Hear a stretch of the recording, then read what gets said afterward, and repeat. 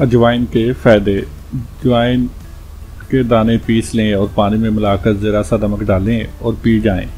इससे मैदे और जिगर की सलाह होती है। अजवाइन जिगर की सख्ती दूर करती है। सुबह शाम खाने से बड़ी हुई तिल्ली मामूल पर आ जाती है।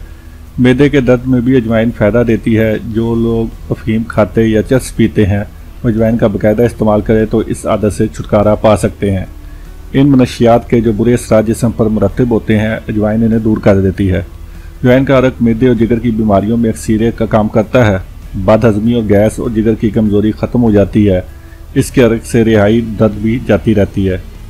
अजवाइन एक पाव लेकर खूब साफ़ कर लें, फिर इसमें 5 तोले काला नमक मिलाकर पीस लें और शीशे के बर्तन में दवा डाल दें। फिर नींबू का रस इस कदर निचोड़ें कि अजवाइन और नमक का सफ़ूफ इसमें अच्छी तरह डूब जाएं। नींबू का रस खुश्क हो जाए तो और निचोड़ें। इस तरह 5 मरतबा करें। सुबह शाम लकड़ी या स्टील के चम्मच से हिलाएं। खुश्क हो जाए तो पीस लें या वैसे ही शीशी की बोतल में रख लें। इसकी खुराक एक माशा है। पेट में दर्द, उफार, गैस हो तो पानी के साथ खा लें, ठीक हो जाएगा। अजवाइन के इस्तेमाल से पेट नहीं बढ़ता और बढ़ा हुआ पेट कम हो जाता है।